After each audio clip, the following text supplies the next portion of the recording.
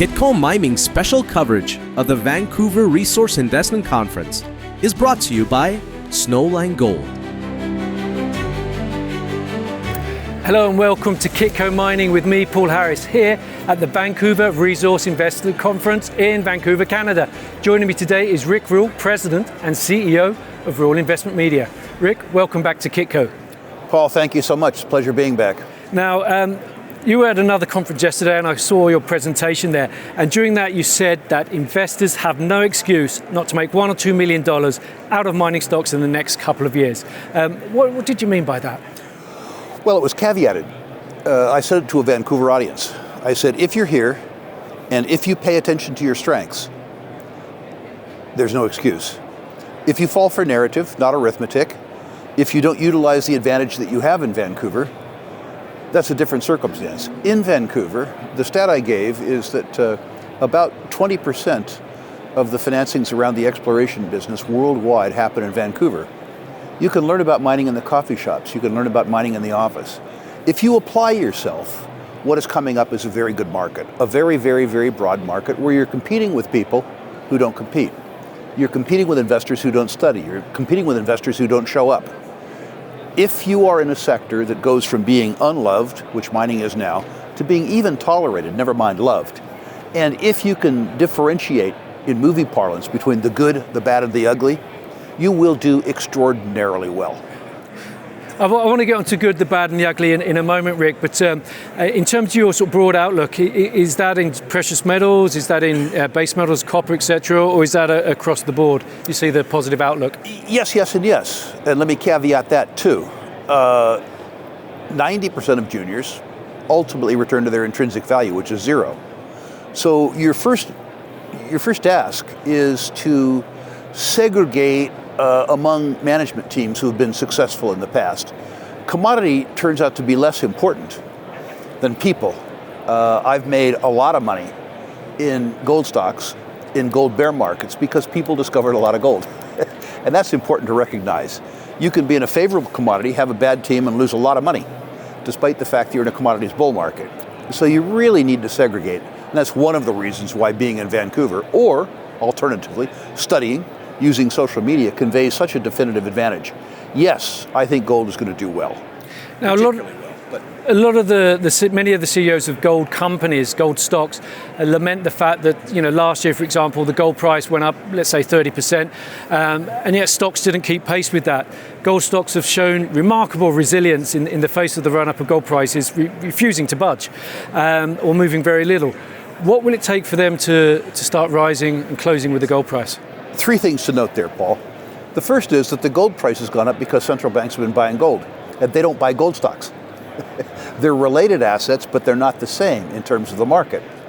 If you look at retail flow of funds into precious metals ETFs, the physical ETFs, in the last 3 years, in fact in the last 40 months, not 46 months, but 40 months, there have been net positive inflows for only 9 months. You are not seeing retail participation in gold yet, only central bank participation. Makes perfect sense that the central banks are buying gold, not the gold stocks, so therefore gold is run, gold stocks haven't run. Second problem. The second problem is that investor expectations around gold stocks are very low for very good reason. In the decade 2000 to 2010, the gold price went up sevenfold and the free cash flow per share fell. It took real skill to screw up a sevenfold increase in the selling price. The third thing is that until very recently, like 2 calendar quarters ago, the increase in input costs to produce gold have been rising as fast as the gold price has. So the increase that you saw in gold prices didn't fall to the bottom line because the inputs for skilled labor, the inputs for tax, steel, energy were all rising too. You're just starting now in the last 6 months to see companies like Alamos, Lundin Gold, Agnico Eagle, not merely beat quarterly expectations, but smash them. If that becomes more broad-based, then I think that you're going to see a real catch-up in the better gold stocks. That's interesting. Last week I was at the Future Minerals Forum in Riyadh in Saudi Arabia and had the pleasure and privilege of interviewing Tom Palmer, CEO of Newmont. We talked about the mediocre performance of the company and its share price in the past year or two. And he said this year he expects the company to return to the lowest quartile on the cost curve. How important is it for the world's leading gold producer to have that leading cost position in terms of investor perception? Very important. And I think, I don't know Newmont, let's get that out of the way. But I think they're doing the right thing. The idea that they sell their second tier mines, having acquired Newcrest, where they go from operating 20-something mines to operating 10 or 12, does, well, three wonderful things for them. The proceeds from the sales have strengthened their balance sheet, which was not good. 3.9 billion and counting. Yeah, and a much higher number than I had anticipated them getting. The second thing is that it allows them to focus sustaining capital investment on higher quality projects. The third thing that happens is it allows them to focus management time and attention on the same assets. Their attention was diffuse over almost 30 assets. Their attention now will be focused on 10 or 11. I'm not so sure he can do it in 2025.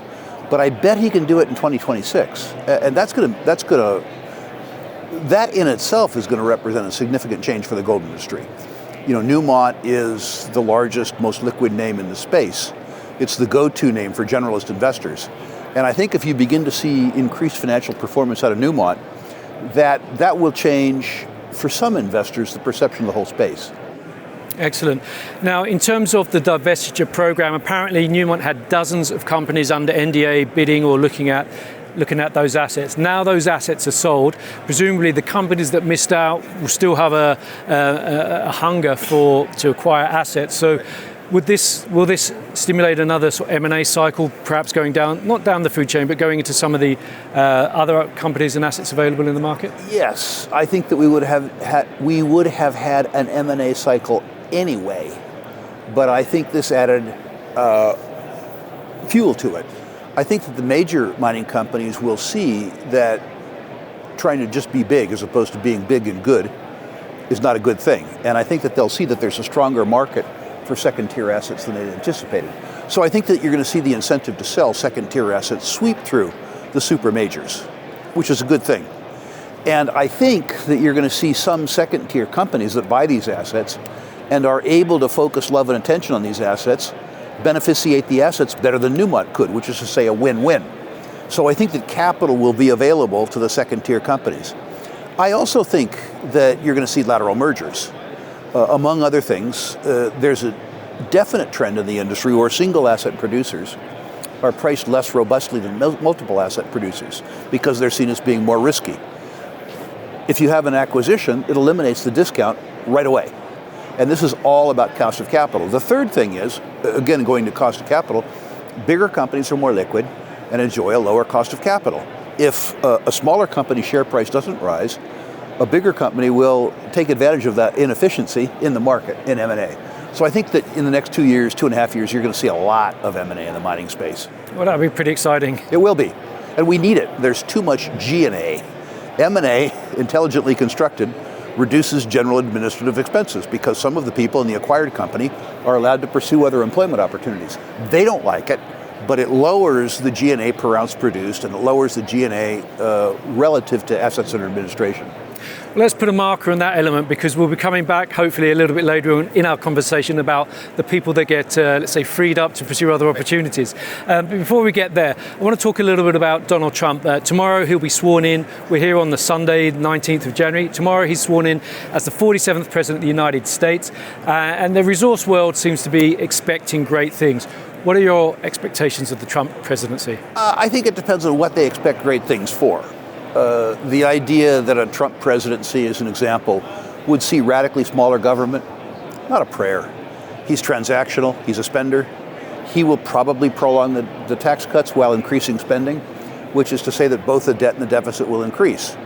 In other areas, though, which is to say reducing the regulatory burden around natural resource-based businesses, I suspect that a Trump presidency will be a very good thing. What would you think he can do to shorten the NEPA process, things like that? I think he can ask the agencies who work for him to shorten the process. those agencies are intensely political. Those people, like you and I, want to get paid for what they do. And if the president tells the agency, if you don't do what I would like you to do, I will find someone who does. I think that'll have a persuasive argument. a persuasive message. I think there's been opposition to resource development under the Biden administration that wasn't de jure. It didn't happen as a consequence of litigation. It was de facto. It happened as a consequence of the fact that agencies were instructed to do nothing.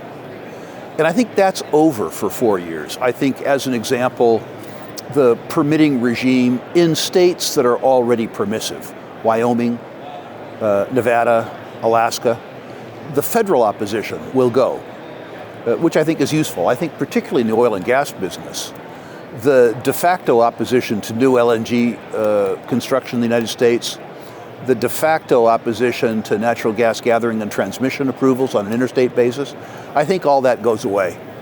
And I think that's very attractive to the mining and the oil and gas business.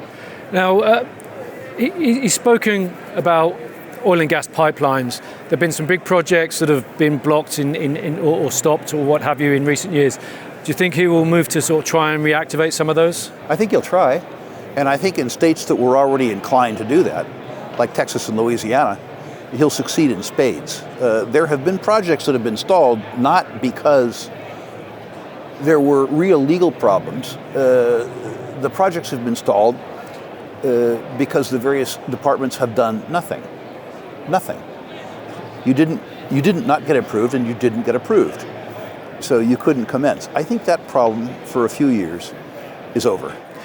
One of the things the Biden administration did, let's say the critical minerals narrative really gained force and echoed in size under the Biden administration, and he put some policies in place to help companies find and develop resources which the government considers as critical.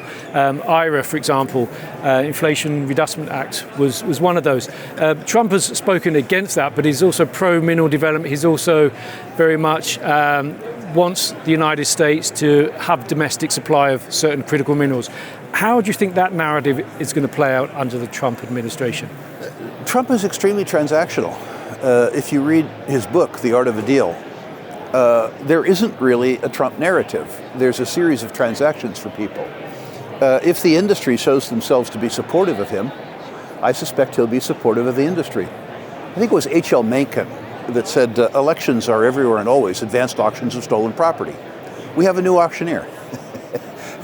It's very strange, Paul. I was chuckling when you were asking me the question, because I remember at the inception of the Biden administration, people like me who were uranium investors were public enemy number one. We were reviled. We were described in Washington as attempting to profit off Hiroshima, Nagasaki, 3 Mile Island, and Fukushima.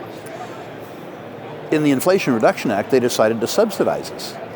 That's a pretty abrupt change over 4 or 5 years. Now, to be honest with you, Paul, I felt cleaner when I was reviled.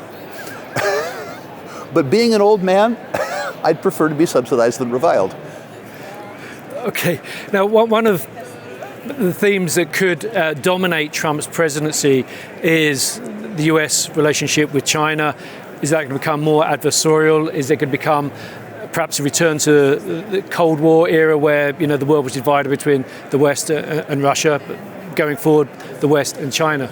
My hope is that there's enough economic interdependence between the two countries, that doesn't happen. We're integral to their production chain in terms of our technology and some components. We are their principal market. We need each other. The fact that American living standards haven't deteriorated faster than they have has everything to do with our ability to buy stuff from China in Walmart and Costco. The fact that they have been able to develop themselves industrially has been a function of them being able to sell stuff at Walmart and Costco. Our production chain and their production chain are tied at the hip.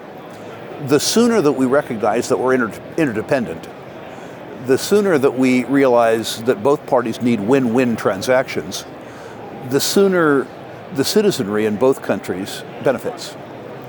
Mr. Trump, unfortunately, is extremely transactional. If you read his book, The Art of a Deal, He looks at a transaction, if it has 100 points in the transaction, as one where the job of the negotiator is to get all 100 points. No win-win. From my viewpoint, a good transaction is where both people go home getting more than they started with. I sell you an apple. That's because you wanted the apple and I wanted the 50 cents. You go home happy because you got an apple. I go home happy because I got 50 cents. If you read Trump's book, The Art of a Deal, he believes that I should try to talk you into paying me $1.50 for that apple. You go home, I'm happy because you paid too much. I go home extremely happy because I got paid for $3 worth of apples while only giving you one. I don't think that that's a recipe for long-term cordial relations between peoples, which is what I would prefer to have. Well, let's take that a little bit further, if I may. Now, some people describe Trump as a narcissist, and a narcissist bent on total control. I want to bring another sort of a popular entertainment analogy here. In The Sopranos, Tony Soprano's therapist stopped treating him after she read research that showed high-level criminals cannot be treated because they are narcissists, and in fact, therapy empowers them. So Trump is president, he's a narcissist. Narcissists want total control. Are we going to have 4 years of Tony Soprano leading the free world? I'm not a psychologist. And by the way, I have no knowledge of popular culture, so I've never seen The Sopranos. What I would tell you is this. Anybody who desires to become president, anybody who puts himself in that much danger and endures that much turmoil is a narcissist. The thirst for power that you have to wreck your life to become president, absolutely, from my point of view, guarantees that you're a narcissist. So, is Trump a narcissist? Well, he's president, de facto evidence. By that, Biden was a narcissist, Obama was a narcissist, Bush was a narcissist, if you get my point. Trump is the latest in a long line. Now, Trump is particularly objectionable to people in popular media. And the fact that he is described as a narcissist has to do with a lot of the people whose job it is to describe people don't like him. I don't particularly like him, but I don't dislike him more than I disliked his predecessors. Okay, well let's talk about marketing a little bit. I think a lot of people would say Rick Rule is a very good marketer. You've been doing it for a long time. You've got a certain empathy, you've got a certain charisma and personality that resonates with many of the audiences you speak to. Now, when you give presentations like you did yesterday, you make an offer to investors that if they send you their portfolios, you'll rate the companies and give them some feedback. In your words, free of charge and with a money-back guarantee. I may be a bit jet-lagged and grumpy, but having sat through a number of company presentations, I think it continues to be the case that company CEOs are generally very poor presenters. Most are unprepared, unpracticed, misspelling names of key investors such as Rob McEwan, and most do not articulate any kind of business plan, what their goals are and how they plan to achieve them. Might I suggest, Rick, that you offer to rate company presentations free of charge and with a money-back guarantee? The demand for that should be huge. Well, it's funny that you mention that. As you know, Paul, I put on my own conference every year, and I'll be graced with your presence this year at that conference. And one of the things that I intend to do is put out a video program for my presenters to make them better presenters. I have a wonderful and embarrassed memory of myself as a presenter in my 20s. And as bad as any of them were, I was probably worse. As a presenter, the first thing that you have to learn is that you need to make your message digestible to your audience. No matter how good your material is, if you don't make it understandable, it will not be understood. And so at the same time that you're considering the message that you put across, you have to put across the delivery. I went to Xerox Learning Systems when I was in my 20s, and I took the Xerox Commercial Public Speaking course. They taught us, tell them what you're going to tell them what you told them, ask them to do something. After that, I learned from Agora, you have to invite somebody into the conversation. So in your first 3 sentences, you have to convince people that it's worth their while to listen to what you have to say. That's very, very, very important. And at the end of the presentation, you have to summarize it. You've taken 25 minutes of somebody's life, you've given them information. While they're thinking about the information, they're also thinking about the fact that they need to mow the lawn, whatever they're thinking about. So after you've given them the presentation, while you're striking a favorable impression with them, at the end you have to tell them what was important, something that they go home with. This is really simple stuff, but if you don't think about it, you don't do it. As a young man, I was an extremely dense speaker. In my early 20s, I questioned my own credibility. So my speech involved trying to gain credibility. And what I found myself doing was doing digressions to prove my theme before I made my theme. I would wear people out in the explanation before I told them what I was trying to tell them. This is really simple stuff, but it's simple stuff to me because I've done it for 50 years. Well, one of the points I'm taking from that, Rick, is that it is a learnable skill and most people don't take the time to learn it. Absolutely. The little speech I gave yesterday, my topic sentence was, you have no excuse not to make $1 million in the next 5 years in this business if you live in Vancouver. I gave people an incentive to listen to me because everybody wanted to make $1 million and 90% of them lived in Vancouver. I didn't tell them anything in that. But what I did do is explain to them why they ought to listen to the rest. I didn't try to make 20 points, I made 5 points. And after I was done the presentation, I summarized it for them. Pretty neat and tidy. People say to me, Rick, you're a natural speaker. Well, I work really hard, Paul, to make it seem effortless. I always practice my speech before I give it. I practice it in the bathroom mirror. Just for the record. Well, that's perhaps the takeaway. I always practice. Every CEO needs to listen to that. Yep. They're really smart, but you haven't delivered the message unless you have paid attention to getting it absorbed. There's also a way that people can be better attendees. You're learning now as an interviewer. The more you interview, the more you learn how to extract information, the more information you get. And one of the other things that I want to do in conjunction with my own conference in Boca Raton is do a video on how to absorb information. I want to do a video on how to present information. I want to do a different video on how to absorb information.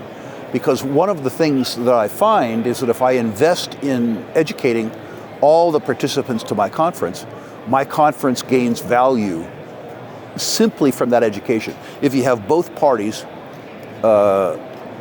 in the information transaction better able to facilitate exchange, the exchange is more efficient.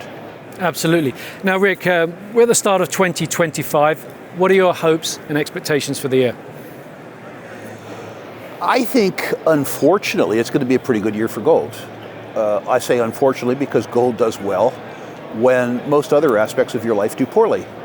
And my life is in pretty good condition. I would prefer they didn't change, but that's not on offer. I think the whole resource complex will do well in the absence of a global recession. We have a global recession or depression, all bets are off.